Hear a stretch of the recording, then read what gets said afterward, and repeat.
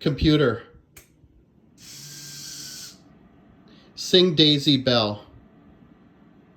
Okay, if you'd like to hear it, I can sing it for you.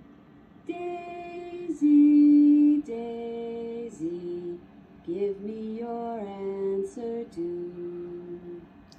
I'm half crazy. I have an LCD screen here that will detect approximately where my face is and map that 0 character into the position where my face is within the field of vision of the person's sensor.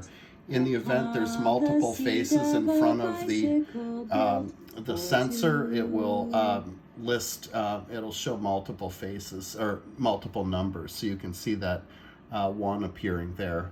I've got a couple of LEDs on here which signify just motion in the room. One of them is an infrared sensor, which I have here, and then there's a microwave sensor as well, which will detect motion in the room. I'm not actually activating the robot off that at this point. The coding's pretty easy for it, so I'll do that when I get a chance.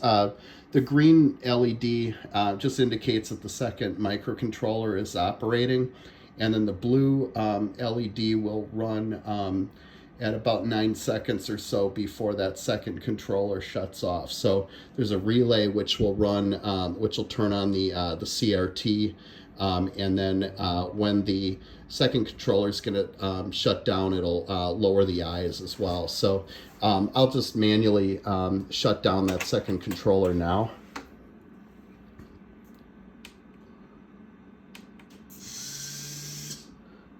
And I've got a little wiring thing. I need to solder a wire on that top eye to get it to not flicker like that, but not a big deal.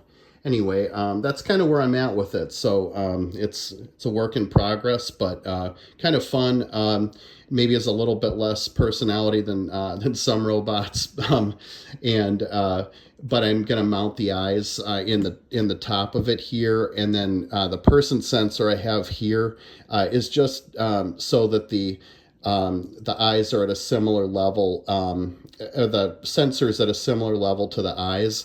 I actually have one more permanently mounted in the door here. So I've got on the inside of the robot my two boards with the microcontrollers. I've got some extra wire in there which allows me to pull the prototyping boards out, and then I've got on the inside of the door is the 4x2 LCD display, a couple of LEDs, the microwave sensor, and then the infrared sensor. So I just used a Dremel Moto tool to kind of drill into this. This is aspen, which is it's a pretty wood, but it's almost too soft for this application, but it worked well for what I needed to mock up. And then the Echo Dot is down in the bottom.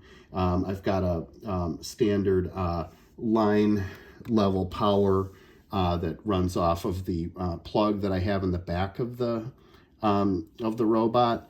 And then this Echo Dot, there's mounting kits for them, but this is kind of a spherical design, and I just use some really heavy duty Velcro right now to attach it to the base of the unit.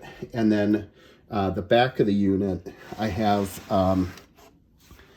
kind of wired up here with some of the power distribution in the unit, and then additionally I've got a power supply which is run off of our switch in the back here, and I've got a relay which will control turning on the CRT, and then the amplifier which amplifies the audio coming off the Echo, and then routes some of it into the horizontal deflection on the monitor, as well as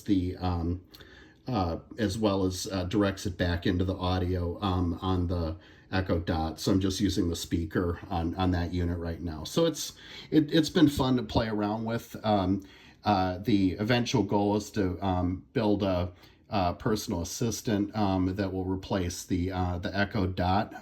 But for right now, for just testing some of these mechanisms out, this has been a pretty good good plan anyway.